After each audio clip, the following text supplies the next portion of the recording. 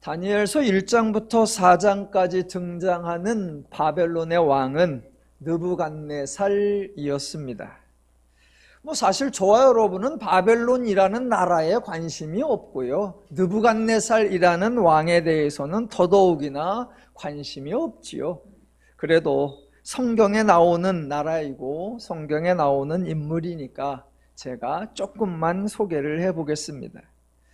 역사학자들에 의하면 바벨론은 고대 바벨론과 신바벨론으로 나누어지고, 성경에 나오는 바벨론은 신바벨론이라고 해야 하는데 편의상 그냥 바벨론이라고들 합니다. 종종 바벨론에 대해서 당대 최고의 제국으로서 유다를 멸망시키고 유다 백성을 포로로 끌고 가서 70년 동안 종살이를 하게 했다라고 소개를 하는데, 참으로 어이없게도 정작 바벨론은 대략 100년 정도밖에 지속을 하지 못했습니다.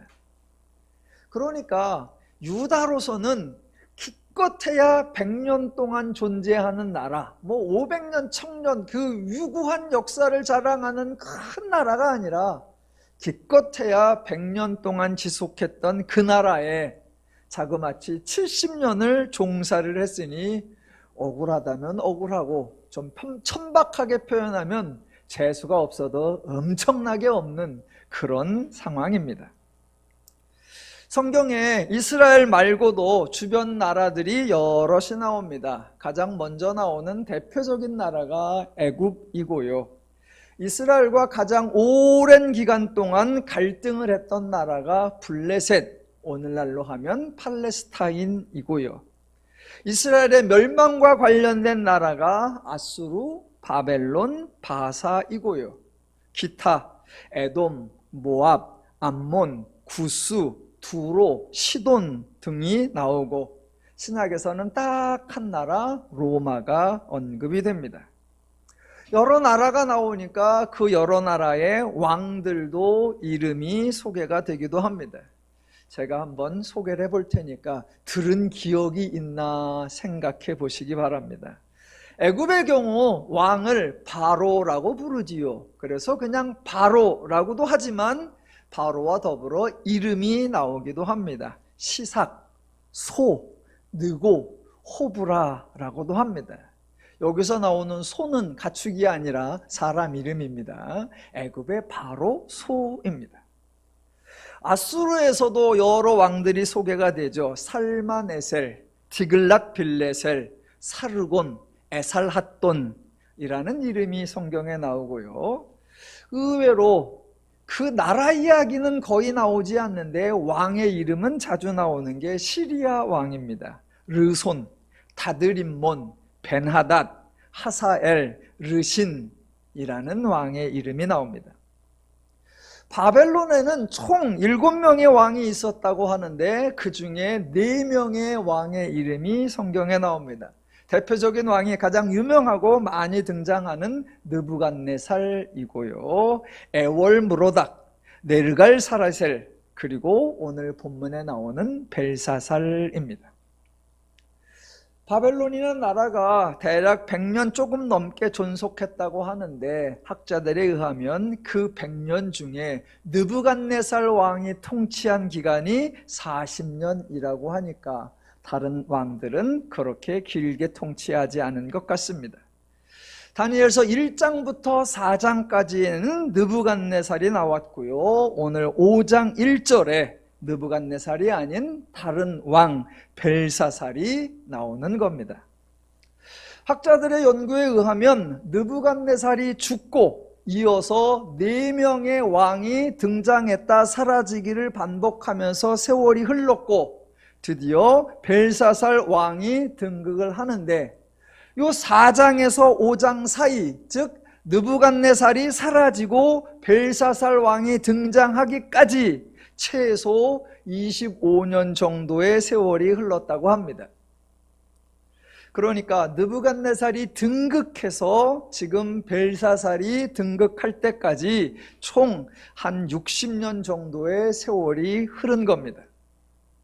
바벨론의 포로로 끌려온 유다 백성들의 입장에서 생각해 보면 예레미야가 선포하기를 포로가 되어 끌려가서 70년을 지내리라 라고 했는데 그 70년 중에 지금 60년이 흐른 겁니다.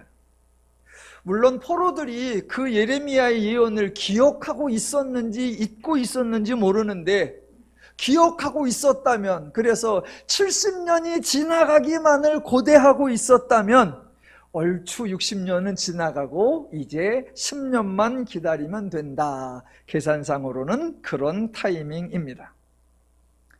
저와 여러분이 다니엘서를 시작할 때 왕이 나오면 이해하기 편하시라고 표시를 하자고 했었습니다. 그래서 1장 1절에 느부갓네살이 나왔을 때 바벨론 왕이니까 바벨론은 영어로 B이고 느부갓네살은 바벨론의 첫 번째 왕이니까 그 느부갓네살 그 위에다가 B-1이라고 표시를 하자고 했었습니다. 가보세요. 써 있을 거예요. 그날 오신 분들은 다. 그리고 또 27절에 보면 고레스라는 왕이 나오니까 이 고레스는 바사, 즉 페르시아의 왕이니까 영어로 P이고 페르시아의 첫 번째 왕이니까 P-1이라고 표시를 했었습니다. 그리고 오늘 5장 1절에 벨사살 왕이 나오는데 이 벨사살 왕은 바벨론의 왕이니까 영어로 B이고 바벨론의 7번째 왕이니까 그 벨사살 위에 B-7이라고 표시를 하시기 바랍니다. 교회 성경책을 가지고 계신 분도 표시를 해놓으세요. 다음 사람이 도움을 받도록. 성경에는 바벨론이 망하는 내용은 등장하지 않습니다. 역대한 마지막과 에스라 맨 앞에 갑자기 바사왕 고레스 원년에라는 내용이 나옴으로써 바벨론은 끝났구나, 바사가 새로 시작했구나 라는 이야기를 알려줄 뿐입니다. 바벨론의 마지막 왕, 다른 표현으로 하면 바벨론이 망할 때의 왕위에 있던 사람, 그 사람이 오늘 본문에 나오는 벨사살입니다. 오늘 5장 1절에는 벨사살이 나오는데요, 6장 1절을 보면 다리오라고 또 다른 왕이 나옵니다. 왕만 바뀐 게 아니라 5장의 벨사살 왕은 바벨론의 왕이고 6장의 다리오 왕은 바사라는 나라의 왕입니다. 그러니까 5장과 6장 사이에는 나라가 바뀌었고 왕이 바뀌었습니다. 그 이야기는 2주 후에 다시 설명해 드리겠습니다. 자, 오늘 5장 1절부터 읽어보겠습니다. 벨사살 왕이 그의 귀족 1000명을 위하여 큰 잔치를 베풀고 그 1000명 앞에서 술을 마시니라. 벨사살이 술을 마실 때에 명하여 그의 부친 느부갓네살이 예루살렘 성전에서 탈취하여 온 금, 은 그릇을 가져오라고 명하였으니 이는 왕과 귀족들과 왕후들과 후궁들이 다 그것으로 마시려 함이었더라. 이에 예루살렘 하나님의 전 성소 중에서 탈취하여 온 금 그릇을 가져오매 왕이 그 귀족들과 왕후들과 후궁들과 더불어 그것으로 마시더라. 그들이 술을 마시고는 그 금, 은, 구리, 쇠, 나무, 돌로 만든 신들을 찬양하니라입니다. 그러니까 왕궁이나 권력자들에서는 이런 행사가 매우 일상적입니다. 왕이 귀족들을 위하여 잔치를 베풀었다라고 해서 매우 친절한 사람이구나, 매우 자상한 사람이구나, 매우 아랫사람을 소중히 여기는 그런 사람이었구나 라고 생각할 것이 아니라 왕의 입장에서 일종의 왕의 세력, 왕의 위엄, 왕의 권세를 과시하는 행사이고 그래서 자주 이런 행사를 합니다. 나중에 저와 여러분이 에스더서도 살펴볼 건데요, 그 에스더서 1장에도 유사한 장면이 나옵니다. 바사라는 나라의 아하수에로라고 하는 왕이 그의 모든 지방관과 신하들을 위하여 잔치를 베풀었다라고 합니다. 자그마치 180일 동안 잔치를 열었다고 합니다. 성경에는 왜 열었다고 하느냐? 왕이 영화로운 나라의 부함과 위엄에 협력하기 강력함을 나타내려고 했다라고 소개합니다. 예, 자기가 얼마나 강한지를 과시하고 뽐내기 위해서 이런 행사를 하는 거예요. 벨사살 왕이 술을 마시는데 예루살렘 성전에서 탈취하여 온 그릇에 마셨다라고 합니다. 왜 하필이면 예루살렘 성전에서 탈취하여 온 금그릇일까요? 그릇이 없기 때문이 아니고요, 유다의 그릇이 금이었기 때문이 아니고요, 똑같은 금그릇이어도 특별히 아름답고 예뻤기 때문이 아닙니다. 이것도 전형적인 세력 과시의 한 행태입니다. 자기가 유다 나라를 정복했고 자기가 유다 나라에 대하여 승리했다라는 걸 자랑하기 위하여 그 나라에서 뺏어온 것으로 술을 마시는 겁니다.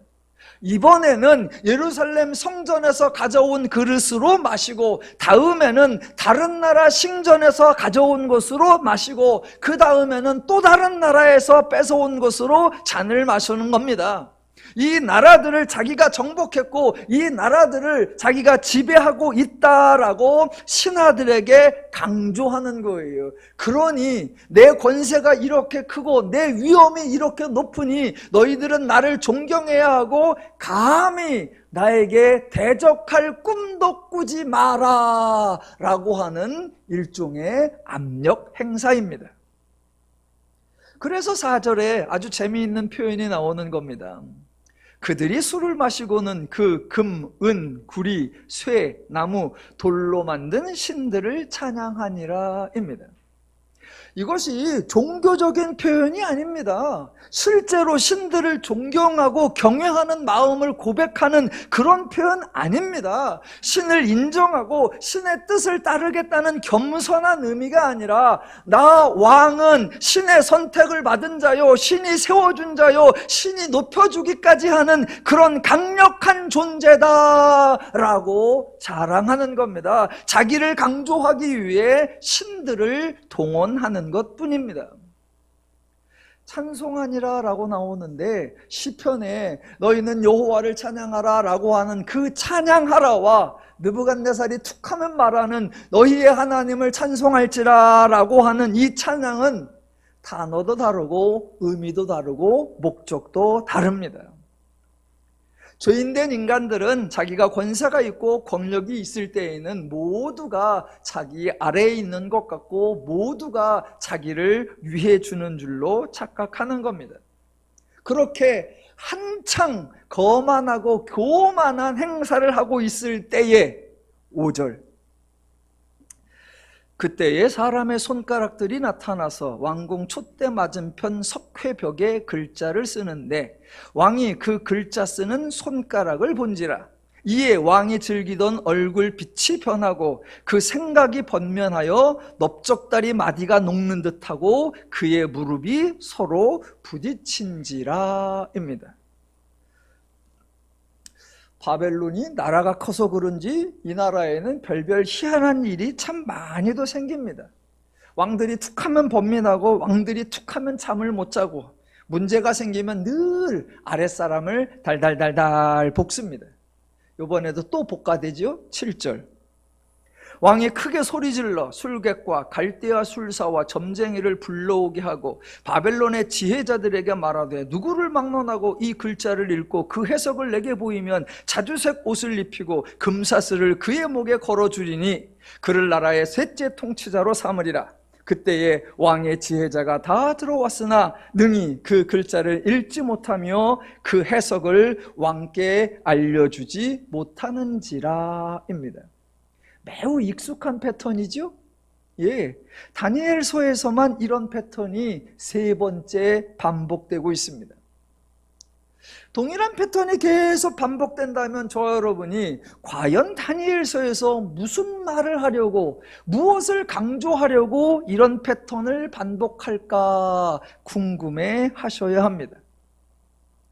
예, 성경은 이스라엘이라는 나라의 흥망성쇠를 말하려고 하는 것이 아닙니다. 이스라엘 나라는 번성해야 하고 바벨론은 망해야 한다라고 주장하지 않습니다. 본문에 의하면 유다는 망했고 바벨론은 번성합니다. 물론 나중에 바벨론이 망하기는 합니다. 하지만 바벨론이 망한다고 해서 유다가 독립하거나 유다가 번성해지지 않습니다. 유다로서는 고양이를 피하려다가 호랑이를 만난 꼴이 되어버립니다. 왜냐하면 바벨론보다 더 크고 더 강력한 바사가 등장하고 유다는 바벨론의 속국에서 바사의 속국으로 옮겨지게 됩니다. 결국 바벨론으로부터도 독립을 하지 못하고 바사로부터도 독립을 하지 못합니다. 그러니까 성경은 유다라는 나라가 얼마나 창대하고 얼마나 번성하는가 그 얘기를 하려는 게 아니다라는 겁니다. 그렇다고 성경은 다니엘서에서 다니엘과 세 친구가 얼마나 성공을 했느냐, 얼마나 위대한 행동을 했느냐, 그것을 소개하려는 것도 아닙니다.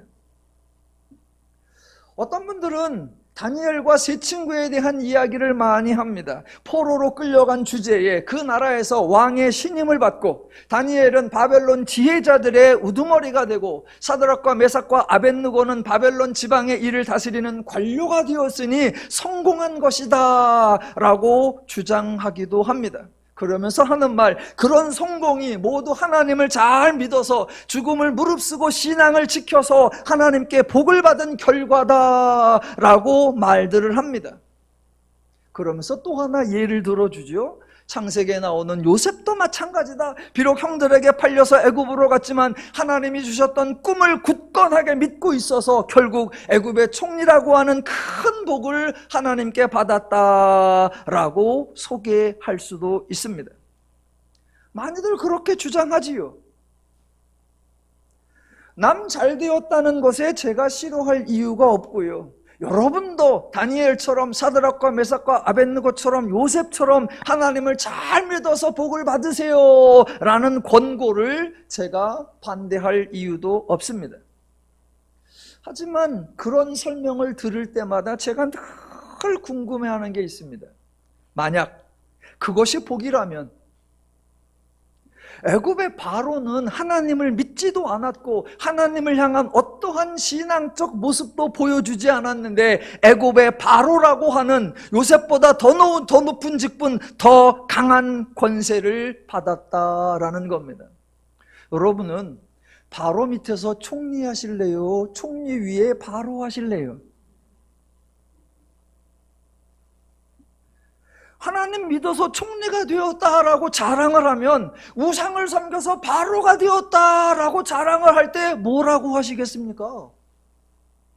사드락과 메삭과 아벳느고가 금신상에게 절하지 않고 여호와 신앙을 잘 지켜서 바벨론에서 높은 직분에 올랐다라고 강조를 한다면 금신상을 만들고 금신상에게 절하여 바벨론의 왕으로 등극했다. 느부갓네살이 훨씬 더 지혜롭고 훨씬 더 잘했네요.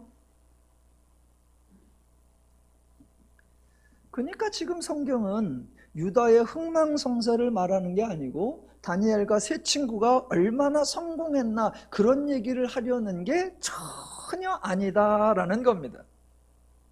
그러니까 성경의 내용을 볼 때 성경은 언제나 모든 사람을 대상으로 하나님의 사역을 행하신다, 그것을 기억하고 계셔야 합니다. 하나님은 유일한 하나님이시고 하나님은 인간을 창조하셨으니까 하나님은 당연히 모든 사람의 하나님이십니다. 그리고 모든 사람이 죄인이 되었으니까 하나님이 죄인을 긍휼히 여기셨다면 모든 사람을 긍휼히 여기셔야 하고, 하나님이 은혜를 주시려면 모든 사람에게 주셔야 하고, 하나님이 계시를 나타내시려면 모든 사람에게 보여주고 알려주고 가르쳐 주셔야 한다라는 것입니다. 그래서 성경에는 하나님을 기쁘게 해서 복을 받은 사람 없습니다.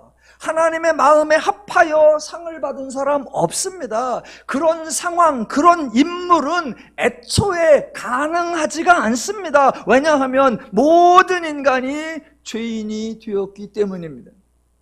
죄인이 하나님을 기쁘게 할 가능성 제로이고요, 죄인이 하나님의 마음에 합할 가능성 또한 0%입니다. 그래서 기독교에는 우리에게 모범이 될 만한 인물이란 존재하지 않고 이렇게 하면 된다라고 하는 수단이나 방법이 존재하지 않는 겁니다. 그래서 제가 자주 강조하는 것처럼 기독교는 누구를 본받으라 그렇게 제안하는 적이 없고요, 누가 행한 것처럼 너희도 그렇게 행하라 라고 권면하는 경우가 없습니다. 성경은 언제나 한 가지를 강조하는 거예요. 은혜를 주시는 하나님이 계시고 계시를 주시는 하나님이 계시다라는 겁니다. 그래서 늘 반복되는 권면, 하나님을 알아라. 호세아의 경우로 한다면 힘써 여호와를 알라라고 하는 겁니다. 다니엘서 1장에는 느부갓네살 왕이 인재를 양성하는 내용이 나왔었습니다. 바벨론의 젊은이들 뿐만이 아니라 포로로 잡혀온 유다의 젊은이들 중에서도 가능성이 있어 보이는 사람을 선출해서 집중적으로 인재를 길러냈습니다. 그렇게 교육받은 사람을 지혜자라고 하고 박수와 술객들과 함께 바벨론의 중요한 인물로 간주되어 왕이 필요한 일이 있을 때마다 도움을 청하게 됩니다. 그런데 아주 아이러니하게도 2장과 4장에서 느부갓네살 왕이 꿈 때문에 번민하고 잠을 이루지 못하는 상황에 처하게 됐고, 당연히 바벨론의 인재들을 불러 모아서 왕의 문제를 해결해 달라라고 요청을 하는데 2장과 4장에서 왕은 전혀 도움을 받지 못합니다. 왕이 지극정성으로 길러낸 인재들이, 지혜롭다 하고 하는 자들이 아무짝에도 쓸모가 없습니다. 한다는 짓이 그저 왕의 성질만 돋구지요. 아무도, 어떤 왕들 중에 이렇게 우리를 대접한 사람이 없습니다. 죽어도 싸요. 반면에 1장에는 느부갓네살 왕이 길러낸 인재들이 나오면 동시에 성경에는 하나님이 길러낸 사람들이 있는 겁니다. 그게 바로 다니엘, 사드락, 메삭, 아벳느고입니다. 1장 17절, 하나님이 이 네 소년에게 학문을 주시고 모든 서적을 깨닫게 하시고 지혜를 주셨으니 다니엘은 또 모든 환상과 꿈을 깨달아 알더라. 2장 9절, 이에 은밀한 것이 밤의 환상으로 다니엘에게 나타나 보이매. 왕이 길러낸 인재들은 왕에게 전혀 도움을 주지 못하고 하나님이 길러낸 인재들은 왕의 문제를 다 해결해 줍니다.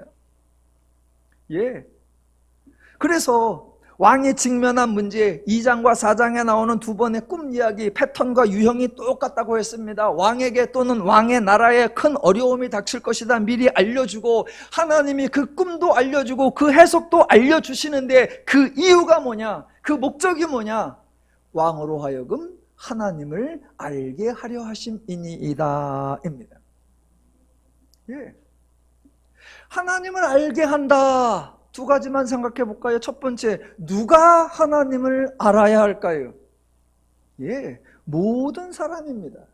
우선 꿈을 꾼 당사자인 왕이 하나님을 알아야 하고, 하나님께로부터 꿈의 해석을 받아 왕에게 전달한 다니엘과 함께 기도했던 세 친구들, 이들이 하나님을 알아야 하고, 이 사건과 직접 간접적으로 연결된 지혜자들, 술사들, 점쟁이들 하나님을 알아야 하고, 또 해석을 못하면 함께 죽임을 당할 뻔했던 그 집안 식구들 하나님을 알아야 하고, 직접 지혜자들을 죽이러 나가던 근위대장 아리옥 하나님을 알아야 하고, 이 성경에 대한 이야기를 들은 주변 사람들 하나님을 알아야 하고, 또 성경에 기록된 이 사건을 읽는 저와 여러분 모두가 하나님을 알아야 하는 대상입니다.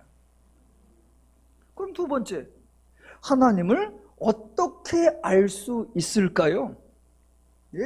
그거 하나님이 행하시는 겁니다. 그래서 하나님의 계시 사건에는 특징이 있다 그랬습니다. 사람들이 생각하기에는 불가능한 일이다라고요. 단지 사람들이 생각만 하는 것이 아니라 실제로 이렇게 해보려고 저렇게 해보려고 다양한 시도를 해보지만 결국 해결하지 못합니다. 그래서 모두가 더 이상 방법이 없다라고 말할 때 사람들의 생각과나 방법과는 전혀 다른 차원으로 문제가 해결이 되죠. 그러면 그때 이건 전혀 뜻밖인데? 이건 사람의 지혜가 아니고 이건 사람의 능력이 아니야 라고 인정하게 만드는 겁니다. 물론 죄인들이 그렇게 순진하게 이거 하나님이 하셨구나 그러지 않죠. 좀 놀라운 일이 발생하면 늘 하는 말, 이야 이거 우연이야, 네. 야 이거 재수가 좋았어 라고 하지요. 하나님은 그런 죄인들의 심보를 이미 다 알고 계시죠. 그래서 계시 사건을 하기 전에 꼭 미리 예고를 하시죠. 이런 일이 일어날 것이다 라고요. 사람들은 콧방구도 안 끼죠. 그런 일은 생기지 않아. 그런데 실제로 하나님이 말씀하신 대로 그 일이 발생하고 사람들은 대책이 없고, 그때 하나님이 보낸 사람이 와서 그 문제를 해결해 주는 겁니다. 이런 유형 성경에 허다합니다. 대표적으로 딱 떠오르는 사건 뭐예요? 출애굽 때 10가지 이적 사건이죠. 하나님이 모세를 통하여 10번이나 이런 일들이 일어날 거다 예고를 하죠. 바로와 백성들 전혀 이해하지 못하고 전혀 받아들이지 않다가 하나님의 말씀대로 이루어지니까 어찌 손 써볼 방법이 없죠. 그때 또 하나님께서 나타나셔서 그 문제를 해결해 주시고, 해결해 주실 때마다 성경에 반복적으로 나오는 표현, 이로써 너희가 내가 여호와인 줄 알리라. 이로써 바로가 내가 여호와인 줄 알리라. 이로써 이스라엘 백성이 내가 여호와인 줄 알리라. 이로써 바로와 이스라엘 백성과 애굽 백성과 모든 사람이 내가 여호와인 줄 알리라. 그게 하나님 사건들의 특징입니다. 다니엘서도 마찬가지예요. 하나님이 꿈 사건을 주시는 거, 손가락에서 쓰신 글자 사건 나타나는 거, 유다를 독립시키는 거 아니고, 다니엘과 세 친구를 출세시키는 거 아니고, 모든 사람에게 하나님을 알게 하려 하심이라입니다. 5장 패턴 똑같다니까요. 단지 등장인물이 바뀌고 사건의 내용이 바뀌는 것뿐이에요. 느부갓네살에서 벨사살로 왕이 바뀌었고, 꿈에서 글자로 바뀌었을 뿐 패턴은 똑같습니다. 사람들이 손가락이 나타나서 벽에 글자를 썼는데 아무도 읽지 못하고 당연히 무슨 뜻인지도 모르고 온다고 합니다. 다니엘이 불려왔습니다. 그리고 다니엘이 딱 보고는 너무나 간단하게 읽어버리고 너무나 쉽게 해석을 해버립니다. 25절, 기록된 글자는 이것이니 곧 메네메네 데겔 우바르시니라. 그 길을 해석하건대 메네는 하나님이 이미 왕의 나라의 시대를 세워서 그것을 끝나게 하셨다 하며, 데겔은 왕을 저울에 달아보니 부족함이 보였다 하며, 베레스는 왕의 나라가 나뉘어서 메대와 바사 사람에게 준바되었다 함이니이다 입니다. 요 손가락으로 쓴 글자 사건은 제가 외부에 설교하러 가거나 강연하러 갈 때 성경이 재미있다라고 소개를 할 때 자주 언급하는 본문입니다. 자, 다니엘이 글자를 읽었다 그래요. 자, 메네메네 데겔 우바르시인이라고 읽었다고 하고 해석을 했다고 합니다. 여러분, 지금 다니엘이 제대로 읽은 거 맞아요? 다니엘 해석이 맞아요? 아니, 어차피 아무도 모르는데 제대로 읽었는지 잘못 읽었는지 그게 맞는지 틀리는지 어떻게 알아요? 제가 한번 예를 들어볼게요. 창세기 1장 1절을 제가 히브리어로 해보겠습니다. 베레스트 바라 엘로힘 에트 하샴마임 베 에트 하아레츠. 모르잖아. 모르잖아요. 얼마 전 TV 보니까 뭐 텐트 밖은 유럽? 뭐 그런 여행 프로그램 중에 하나, 알람브라 궁전을 갔더라고요. 거기에 막 이제 디자인들이 있고 거기에 이상한 막 써 있어요. 그러니까 출연진 중에 하나가, 야 여기 글자도 새겨져 있네?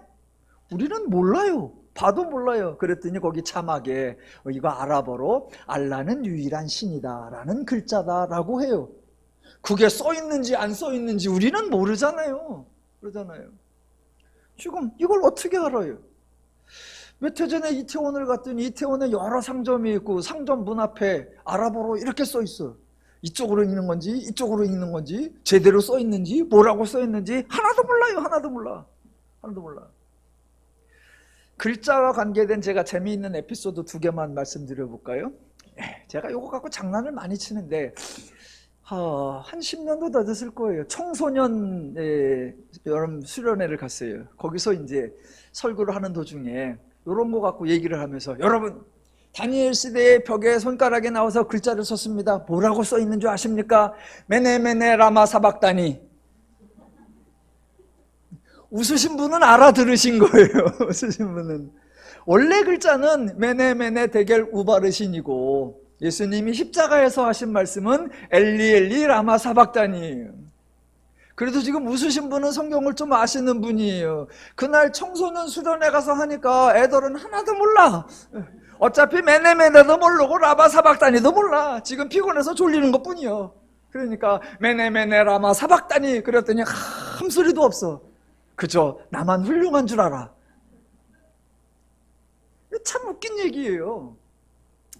저희 교회에서 사역하던 전사님이 저 전북지방의 어느 교회에 전사님으로 가셨고, 한 2년 전인가 거기서 이제 목사 안수를 받으셨어요. 제가 거기에 축사를 하러 갔습니다.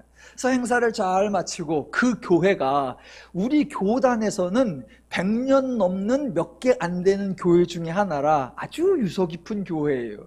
저도 그 교회를 방문했으니까 인증샷 하나를 찍으려고 했는데, 그 교회 건축에 있고 그 옆에 머릿돌이 딱 있어요. 그래서 교회 창립 어쩌고 저쩌고 있고, 맨 밑에 어쩌고 저쩌고 있고, 중간에 히브리어로 크게 세 글자가 딱 써 있어요. 세 글자가.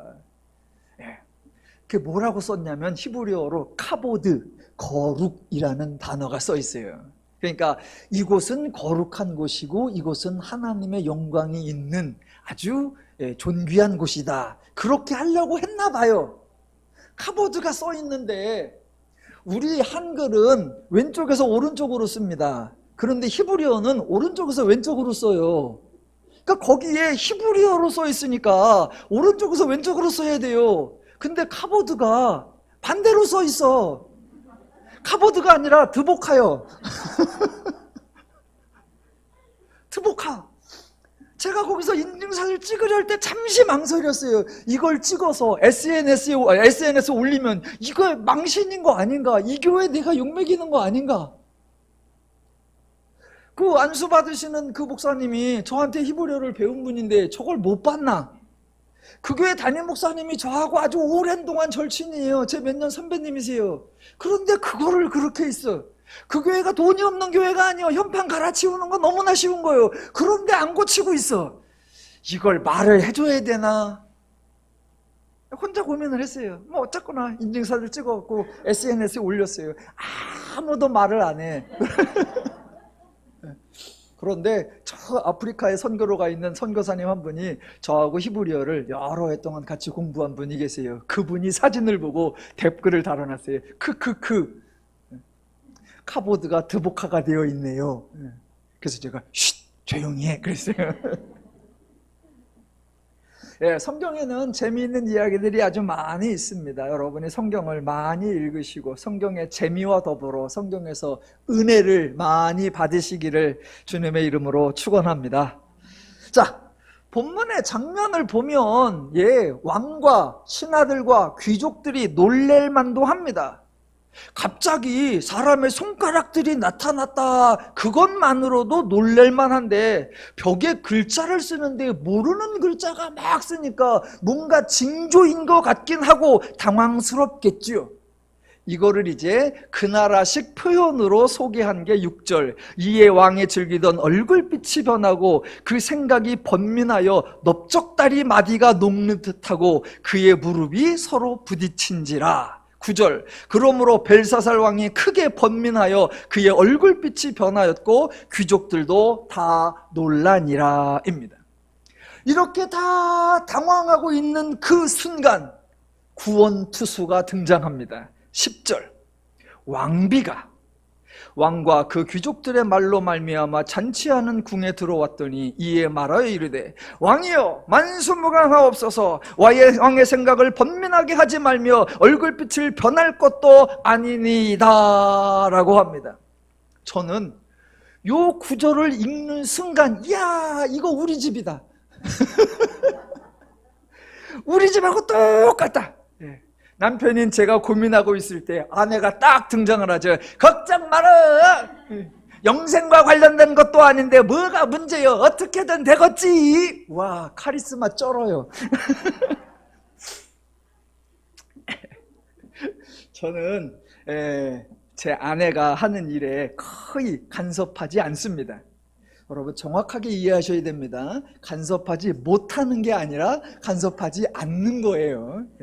개인적인 일을 하거나 집안적인 일을 할 때 뭐 거의 다 알아서 처리를 해요. 저는 뭐 간섭을 하지 않는데 그래도 가끔 저한테 물어요. 이거는 이렇게 할까 저렇게 할까? 그럼 저는 알아서 하라 그래요. 어차피 본인 마음대로 할 거니까. 그래서 원하는 대로 하라 그럽니다. 그래서 제가 99.99% 다 원하는 대로 하라 그래요. 대신 딱 한 가지는 격렬하게 반대하고, 제 아내가 아무리 부탁을 해도 제가 절대로 안 된다고 들어주지 않는 한 가지가 있습니다. 그게 뭐냐면, 집에서 가끔 이제 제 설교를 이렇게 듣죠. 설교가 끝나고 나면 늘 한 사람이 저를 딱 째려봅니다. 그러면서 하는 말, 다음 주에 나 설교시켜줘 그럽니다. 본인이 다음 주에 나 설교시켜달래. 설교만 시켜주면 강단을 흔들어 놓을 수 있대. 저하고는 정반대로 설교할 수 있고 2달 만에 우리 교회를 2배로 부흥시킬 수 있대. 그건 카리스마가 아니라 어거지고 생떼죠. 그래서 안 돼, 절대로 안 된다 그랬어요. 설교시켜달라고 그럴 때마다 제가 한마디 하죠. 설교하고 싶으면 안수 받고 와. 저는 안수 줄 의사가 추호도 없습니다. 자, 오늘 본문이 참 재밌어요. 자, 왕과 귀족들과 왕후와 후궁들이 잔치를 벌였대요. 그런데 손가락에 나타나서 글씨를 쓰니까 모두가 넓적다리가 흔들거리며 놀랬대요. 그런데 그 소식을 듣고 왕비가 들어왔대요. 그럼 왕비는 그 자리에 못 들어갔나? 미움을 샀나? 그래서 학자들은 여기 나오는 왕비는 벨사살의 부인이 아니라 벨사살 선대왕의 일종의 대왕 대비마마일 거다. 그러니까 원래 바벨론 역사를 보면 벨사살은 왕이 아니라 자기 아버지 나보니두스라고 하는 사람이 왕으로 있어요. 그런데 이 왕이 왕으로서 통치하는 걸 귀찮아해요. 그래서 왕인데 나라를 안 돌봐.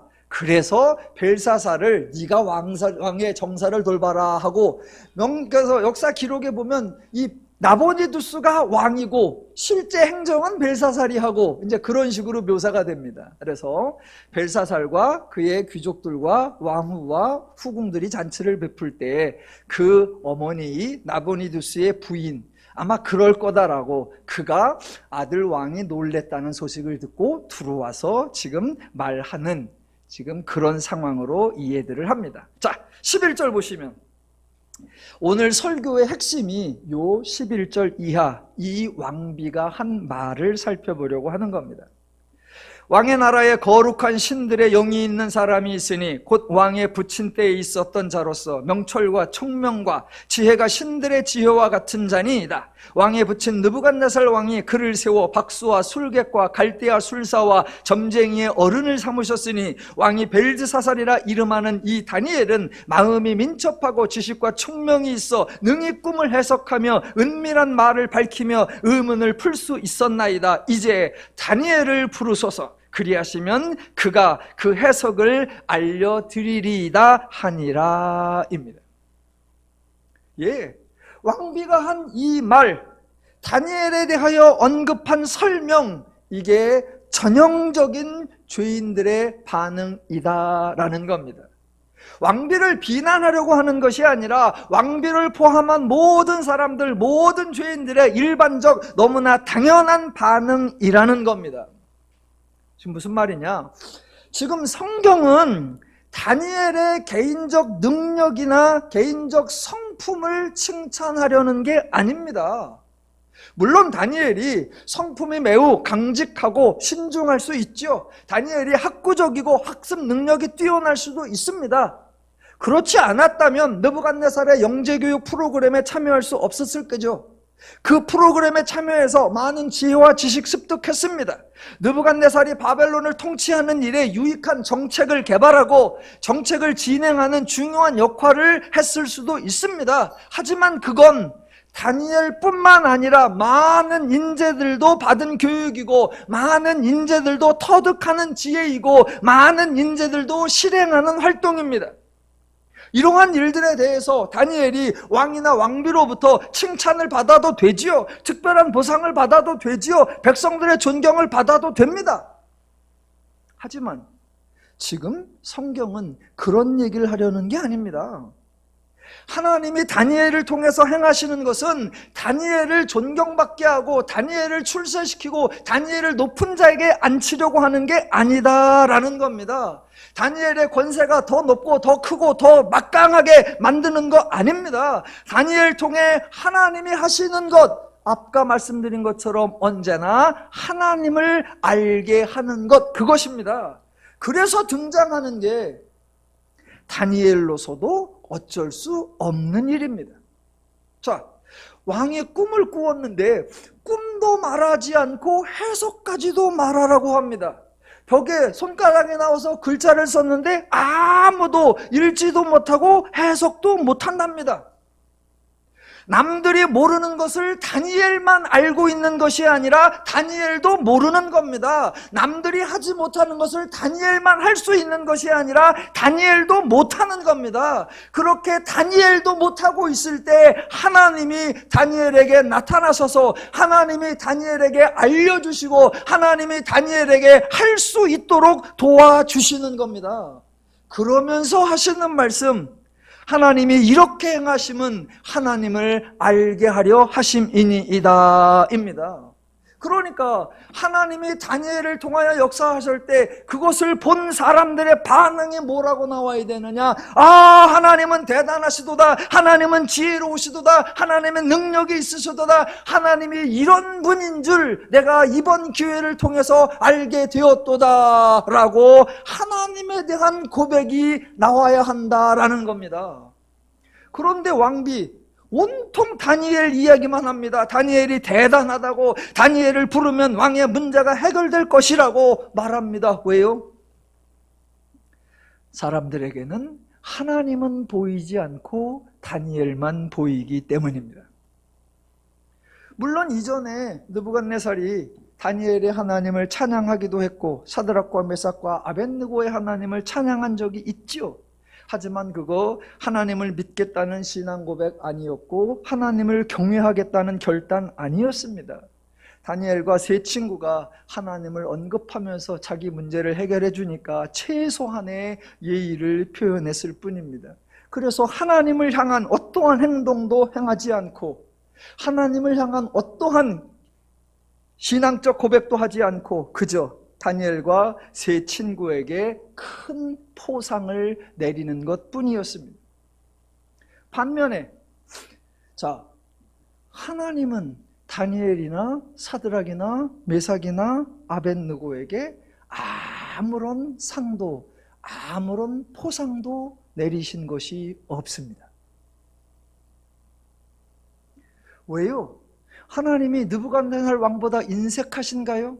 하나님이 쪼잔하신가요? 아니요. 하나님이 그들에게 상을 안 주시는 거 당연한 겁니다. 왜냐하면 그들이 행한 것이 아니라 하나님이 행하신 것이었기 때문입니다. 너무나 당연하죠. 그런데 죄인들의 반응은 언제나 어디서나 똑같아요. 하나님이 아니라 하나님이 세우신 사람에게만 주목합니다. 사도행전 3장에 비슷한 장면이 나오죠. 성령을 받은 베드로와 요한이 성전에 가보니까 나면서부터 못 걷는 사람이 구걸을 하고 있습니다. 그래서 그 사람을 보고 은과 금은 내게 없거니와 내게 있는 이것을 내게 주노니 나사렛 예수 이름으로 일어나 걸으라 라고 오른손을 잡아 일으키니 그 사람의 발과 발목이 곧 힘을 얻고 뛰어 서서 걸었다라고 합니다. 당연히 사람들은 모두 베드로와 요한 주변에 모여들고 그를 경배합니다. 사도행전 14장에 비슷한 장면이 또 나옵니다. 바왈과 바나바가 루스드라라고 하는 지역에 가서 복음을 전하는데 그곳에서도 걷지 못하게 되어 걸어본 적이 없는 사람이 있는 것을 봅니다. 그래서 큰 소리로 이르되 내 발로 일어서라 라고 하니 그 사람이 일어나 걸었습니다. 그 순간 사람들이 바울과 바나바를 주목하고 바울과 바나바를 향해 하는 말, 신들이 사람의 형상으로 우리 가운데 내려오셨다 하며 신에게 드리는 제사를 바울과 바나바 두 사람에게 드리려고 합니다. 모두 자기들 앞에서 이적을 행한 사람에게 주목하고 그 사람을 칭찬하고 그 사람을 높이는 전형적인 죄의 반응입니다. 그 사람들을 비난하려고 하는 게 아닙니다. 사람들은 하나님이 허다한 이적과 기적을 행하셔도 하나님을 알게 하는 계시를 펼치셔도 하나님을 알아보지 못하는구나 라는 거예요. 반대로 표현하자고 하면 죄인이 하나님을 아는 것, 죄인이 하나님을 이해하는 것 그렇게 어렵구나 라는 얘기입니다. 왜요? 죄인은 하나님에 대하여 죽은 자이기 때문에 이적을 듣는다고, 계시를 본다고, 하나님의 설명을 듣는다고 해서 하나님을 알아들을 수 있는 게 아니더라라는 겁니다. 그렇다면 하나님은 그렇게 계시를 하시는데 죄인이 어떻게 하나님을 알 수 있습니까? 그 방법은 오직 하나, 하나님이 은혜를 주셔야 합니다. 우선 하나님이 죄에 대하여, 하나님에 대하여 죽은 그 죄인을 하나님이 살려내셔야 합니다. 그래서 예수님이 십자가 사역을 통해 죄인들을 구원하신 겁니다. 그 결과가 저와 여러분이고 그 증거가 저와 여러분이 하나님을 아는 거요, 하나님을 예배하는 자리에 나와 있다라는 것입니다. 그러니까 왕비가 다니엘을 칭찬한 걸 비난하려는 게 아니고 사람들이 베드로와 요한, 바울과 바나바를 주목하는 걸 욕하려고 하는 게 아니라 죄인들은 그럴 수밖에 없는데 저와 여러분이 하나님을 알고 있다는 이 사실이 얼마나 큰 은혜인가 그것을 알자라는 겁니다. 아브라함이 백성이 되어서 아들을 낳은 것보다 더 놀라운 이적, 기드온이 300명을 데리고 나서 미디안을 물리친 것보다 더 놀라운 이적, 사드락과 메삭과 아벳느고가 풀무불에 들어갔다가 살아나온 것보다 더 놀라운 이적, 그것이 바로 저와 여러분이 죄인이었다가 구원을 받아 하나님을 알고 하나님의 은혜를 누리고 있다는 이 기적이신 줄로 믿습니다. 그래서 하나님이 알게 하는 거예요. 그렇게 하나님을 알게 된 사람들의 반응, 다니엘과 세 친구에게 나오고 베드로와 요한에게서 나오고 바울과 바나바에게서 나옵니다. 확인할 수 있는 거예요. 바벨론의 왕과 왕비가 다니엘과 세 친구를 주목했습니다. 하지만 정작 다니엘과 세 친구 교만하지 않았고 자신을 드러내지도 않습니다. 왜죠? 자기들의 지혜가 아닌 것을 자기들이 알고 자기들의 능력이 아닌 것을 자기들이 알기 때문입니다.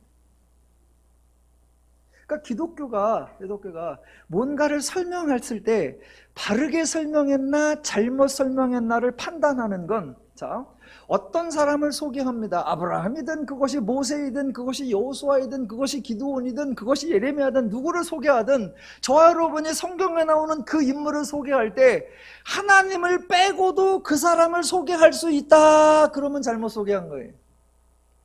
여러분, 노아는 의인이었습니다. 노아는 그 암흑의 시대 속에서도 신실하게 믿음을 지켰습니다.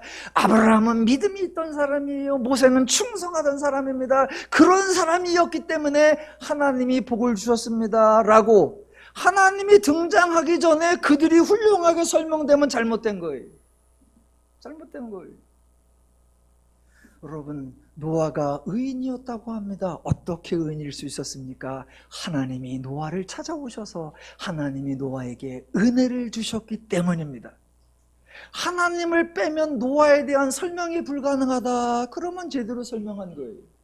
아브라함이 있었습니다. 아브라함 그저 본토 친척집을 떠나고 그저 자식 못 낳아서 투덜하던 사람이었습니다. 그런데 하나님이 찾아오셔서 하나님이 약속하시고 하나님이 맹세하시고 하나님이 보장까지 해주시고 하나님이 이적과 기적을 행하시니까 드디어 아브라함이 하나님을 아는 자가 되었습니다 라고, 하나님을 동원해야 아브라함이 소개되면 그건 소개가 잘 된 거예요.